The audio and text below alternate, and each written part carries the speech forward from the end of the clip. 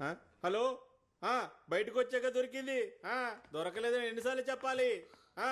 Sir సేతురామయ్య గారు అంటే ఎవరు? ఒక్క నిమిషం లైన్లో ఉండు. నువ్వెవరు? నేను అనిల్ థామస్, డాక్టర్ వేణుగారి డ్రైవర్ని. అన్వర్ గారు పంపారు. రా, మిమ్మల్ని కలవాలని వచ్చాడు. అనిల్ థామస్? అవును సార్. ఇంతకీ నువ్వు ఇప్పుడు ఏం చేస్తున్నావు? సొంతంగా ఒక టాక్సీ ఉంది. మేడం హెల్ప్ చేశారు సార్. మేడం? వేణుగారి వైఫ్. ఆ రోజు వేణు ట్రెక్కింగ్కి వెళ్ళినప్పుడు నువ్వు ఆయనతో పాటు వెళ్ళావా? నేను వెళ్ళలేదు సార్. ఎక్కువగా సార్ ఫ్రెండ్స్తోనే వెళ్తూ ఉంటారు. అలా ఆయనతో వెళ్ళే ఫ్రెండ్స్ ఎవరు? అప్పుడప్పుడు మన్సూర్ గారు వెళ్తారు.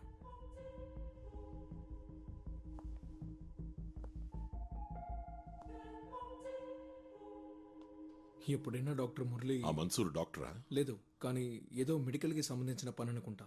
ఆ రోజు మన్సూరు ఉన్నాడా? తెలీదు. మేడం అడిగితే తప్పకుండా తెలుస్తుంది.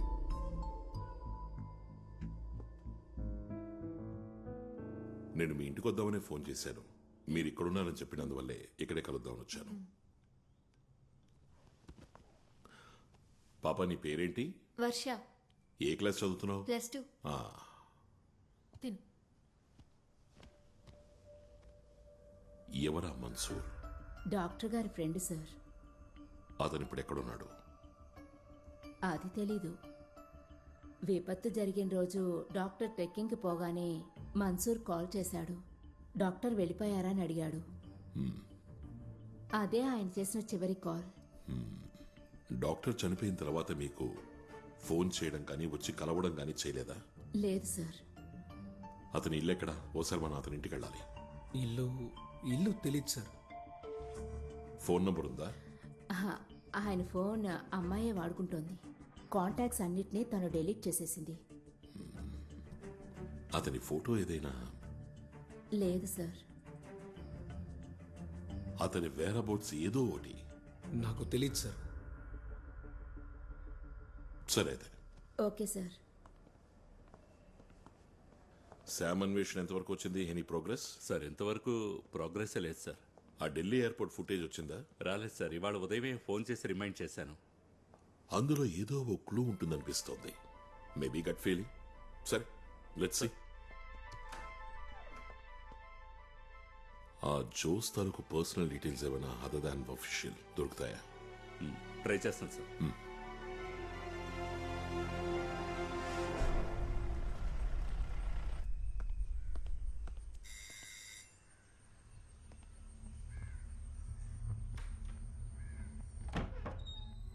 Good morning. Good morning madam, 1-2 సంతకాలు మీవి కావాలి. రండి. Thank you. ఇవి జోస్ గారి పిఎఫ్కి సంబంధించిన పేపర్స్. సంతకం చేయాల్సిన చోట ఎక్స్ మార్క్ పెట్టాను.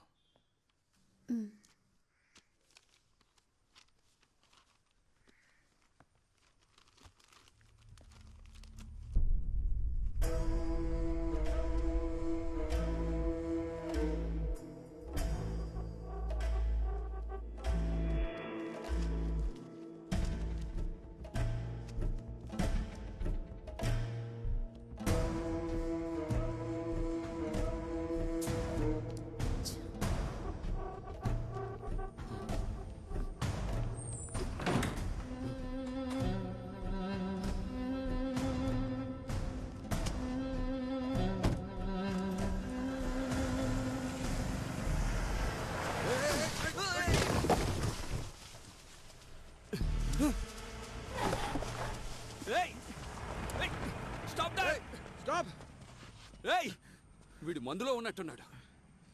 నీకేం కాలేదుగా? ఏం లేదు.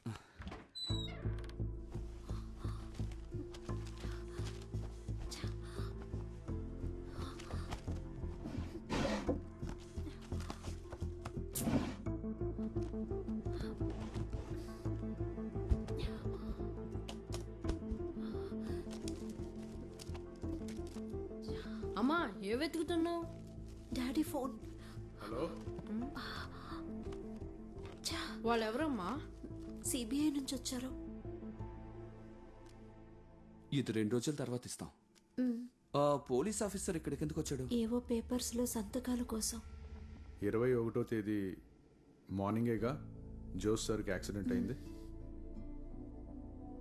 20వ తేదీ ఆయన చనిపోవడానికి ముందు రోజు. ఇందులో చాలా మిస్డ్ కాల్స్ ఉన్నాయి. ఒక్క కాల్ని కూడా ఆయన అటెండ్ చేయలేదు. ఈ ఫోన్ నుంచి వేరే అవుట్ గోయింగ్ కాల్ కూడా వెళ్ళలేదు. 20వ తారీఖున ఆయన ఈ ఫోన్ యూజ్ చేయలేదు. ఆ రోజు ఆయన స్టేషన్కి పోలేదు. ఏమైంది? ఆయన రోజు ఎర్లీ మార్నింగ్ 5 గంటలకి వాకింగ్కి వెళ్తారు, 6 గంటలకి తిరిగి వచ్చేస్తారు. 20వ తేదీ వాకింగ్కి వెళ్ళారు, కానీ ఆ రోజు వెంటనే తిరిగి వచ్చారు 5:20కి. ఆ రోజు మా నాన్నగారే తలుపులు తెరిచింది. ఏంటి బాబు వెంటనే వచ్చావు? లేదు, ఏం లేదు.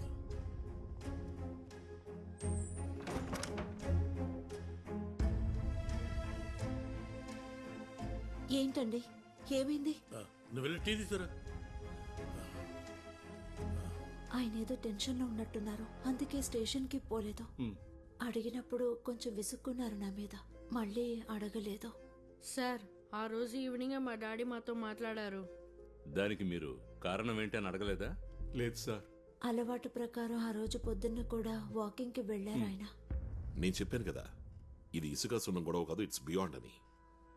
సార్, 20వ తారీఖు ఉదయం it's between 5 and 5:20 AM. Morning walk అని వెళ్ళిన జోస్ వెంటనే తిరిగి రావడానికి కారణం ఖచ్చితంగా ఏదో జరిగింది. ఏదైనా చూసుండాలి, వినుండాలి, లేదా తెలియకూడదు ఏదైనా తెలిసి ఉండాలి. That 20 minutes are crucial. That might be the reason for his death on the next day, that is 21st.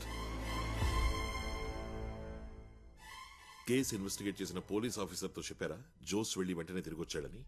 చెప్పాను. ఈ విషయం ఎవరితోనూ చెప్పొద్దని కూడా చెప్పారు. ఇక వీళ్ళు వెళ్ళొచ్చుగా? వెళ్ళొచ్చు సార్. సరే, మీరు బయలుదేరండి.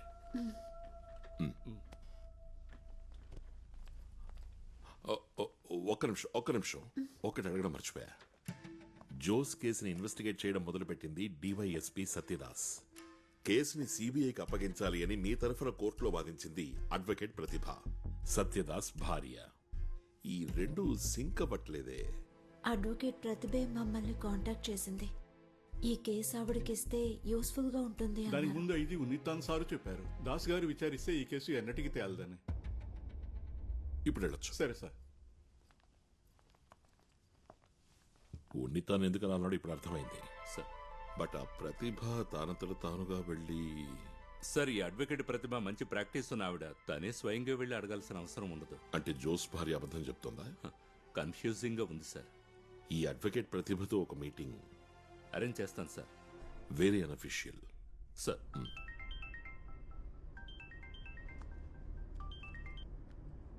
హలో. హలో, నేను Balagopalan from CBI. Hello sir. ఓసారి డైరెక్ట్ గా మీతో మాట్లాడాలి. నేను 10 నిమిషాలు రావచ్చా? పర్వాలేదు, రండి. ఓకే.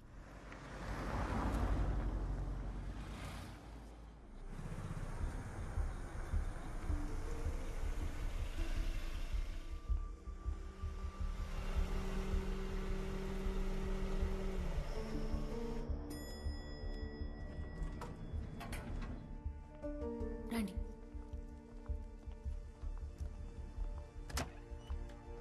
Please ma'am. సార్, మీకు తెలుసు sir, Sethu sir, CBI icon. Biodata చదివాను. మీరు చాలా బిజీ అని తెలుసు, వెంటనే పంపించేస్తాను. మేడం నువ్వేదో అడగాలన్నావు కదా. ఎంతవరకు విన్నది మేము నమ్మడం లేదు, కానీ ఓ డౌట్ ని క్లియర్ చేసుకోవాలనుకుంటున్నాం. అడగండి సార్.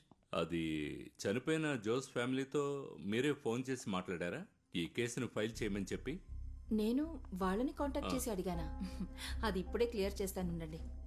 అదేం వద్దు, నేను ముందే చెప్పానుగా అదంతా నమ్మడం లేదని. 5-6 మంది జూనియర్స్, కొంచెం ఎక్కువగానే ప్రాక్టీస్ ఉన్న నేను కేస్ క్యాన్వాస్ కు పోతానా సార్? ఈ కేసు కూడా మా సీనియర్ బలవంతం చేయడం వల్లనే తీసుకున్నాను. ఇకపోతే పర్సనల్ గా కూడా ఒక కారణం ఉంది.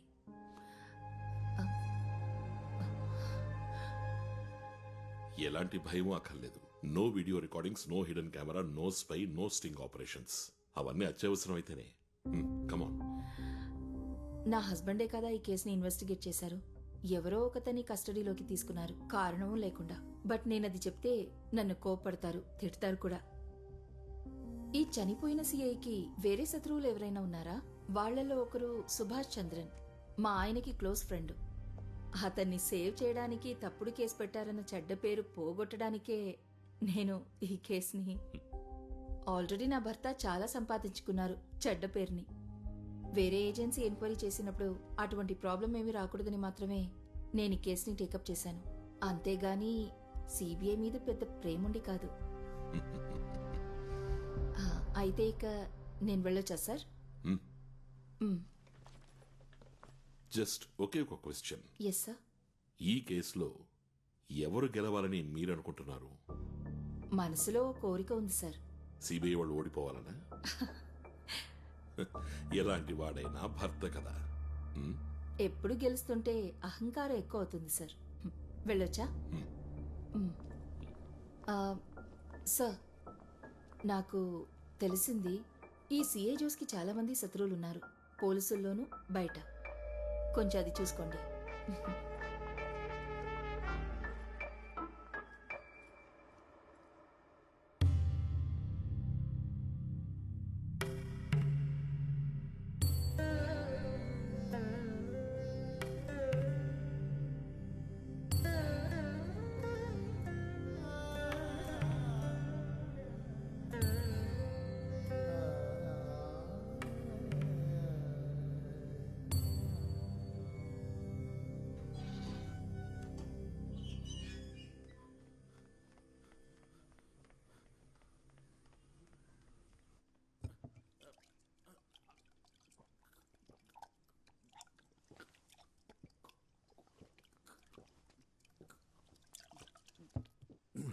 బస్సు రావటానికి లేట్ అయింది. తర్వాత ఆటో కోసం చూశాను, దొరకలేదు.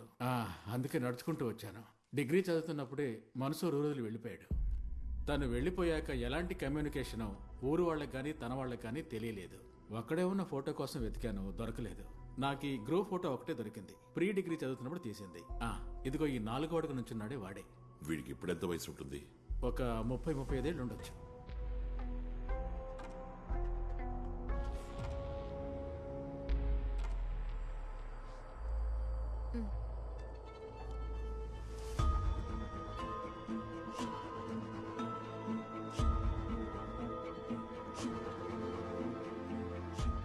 నేనేం చేయను, రెంజ్ దొరకాలిగా. సార్, లోపల సీతారామయ్యర్ గారు ఉన్నారా? రండి, నేను మళ్ళీ చేస్తాను. ఎదిగండి సార్.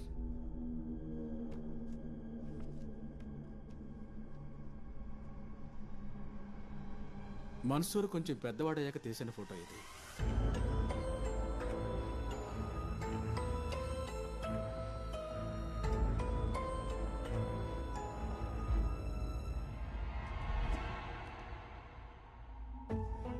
ఇతనేనా నువ్వు చెప్పిన మన్సూర్? ఇతను కాదు సార్, వేరే అతను. కన్ఫర్మా? అవును సార్, కన్ఫర్మే. సరే, నువ్వు వెళ్ళొచ్చు. సరే సార్. మినిస్టర్ జర్నీ చేసిన నాటి ఢిల్లీ ఎయిర్పోర్ట్ సీసీటీవీ ఫుటేజ్ వచ్చిందా? వచ్చింది సార్. వీడు ఆ క్రౌడ్ లో ఉండే ఛాన్స్ ఉంది. Vinay, you please check it. Yes sir. Lakshmi, select the visuals. Okay sir.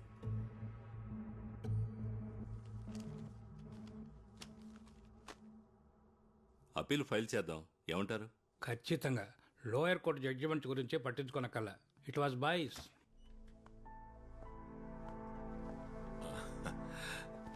ఓకేనా sir? Okay, everything under control. Very good. ఆ జోస్ ఆఖరిగా విచారించిన ముఖ్యమైన కేసులు, అతనికి డిపార్ట్మెంట్ బయట ఉన్న శత్రువులు. ఆ అడ్వకేట్ ప్రతిభ చెప్పింది కదా, జోసికి బయట కూడా శత్రువులు ఉన్నారని. సార్, అందుకు స్టేట్ పోలీసుల నుంచి మనకు వ్యక్తి కావాలి, ఒక హెల్ప్ కోసం. దాందే ఉంది, పోలీసులో మన వాడు ఉన్నాడు కదా, చాకో. కరెక్ట్. బెటర్ చాయిస్ వేరే ఏదీ లేదు. చాకో ట్రివేండ్రంలోనే కదా ఉన్నాడు. అవును సార్, అక్కడే ఉన్నారు. కాల్.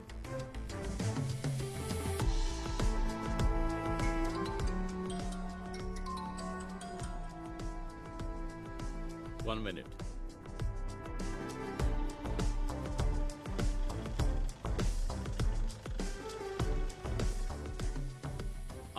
చాకోయిని చెప్పండి. చాకో సార్, నేను బాలుని, కొచ్చిన్ నుంచి. అది కొంచెం సహాయం ఆశిస్తున్నాం మీ నుంచి. డిపార్ట్మెంట్ కి సంబంధించిన విషయమే, రిస్క్ ఉండదు. రిస్క్ ఉన్నా సరే చేసేద్దాం, దానికంటూ మనుషులు ఉన్నారు. అలాగే, థ్యాంక్ యూ. ఓకే.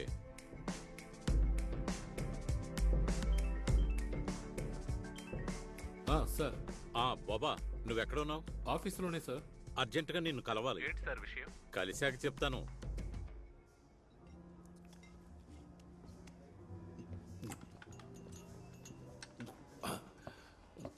హలో, ఇలాంటిదే ఒకటి పార్సల్. ఒకటి కాదు, 2 పార్సల్ చేయించాయి. ఏమన్నారు సార్? నెలకు సరిపోయేట్టు ఒకేసారి ఆర్డర్ చేయొచ్చు కదా. అదేం వద్దు సార్. నిజం చెప్తున్నాను సార్, ఎంత రుచిగా ఉన్న ఫుడ్ని నా జీవితంలో ఎంతవరకు తినలేదు సార్. మీ సెలక్షన్ ఉందే సూపర్ గా ఉంది సార్. ఇవాళ నేను చాలా హ్యాపీ సార్. కారణం ఎన్నో ఏళ్లుగా నేను సార్ అని పిలుస్తున్న సారు తన పాకెట్లోంచి డబ్బులు తీసి నన్ను తృప్తిపరచాలనుకోవడం సంతోషంతో నా మనసు పొంగిపోతుంది సార్. నువ్వు పీకల దాకా తినడానికి కాదురా నిన్ను ఇక్కడికి తీసుకొచ్చింది. విషయం చెప్పరా. ఏ విషయం? నేను ఫోన్ చేసినప్పుడు చెప్పానుగా, జోస్మోన్ హ్యాండిల్ చేసిన ముఖ్యమైన కేసుల గురించి. ఓ అదే, అదొక ఇసుక మాఫియా వాళ్ళ కేసు. తర్వాత ఎవరో జర్నలిస్ట్ ని ఊరేసి చంపిన కేసు. అంతే సార్. అరే అదేం కాదు, నువ్వు ఆ రోజు చెప్పావు కదా జోస్మోన్ కి ఎస్ఐ ఇక్బాల్ కి మధ్య ఏదో గొడవ ఉందని. ఓ అదే, అదొక పెద్ద మ్యాటర్ సార్. చుట్టుపక్కల డమాల్ డిమాల్ అని శబ్దాలు వస్తుంటే మేము ఏంటో అని వెళ్ళి చూసాం. నా ఉద్యోగం పోయినా సరే నేను నిన్ను వదలను రాస్కల్.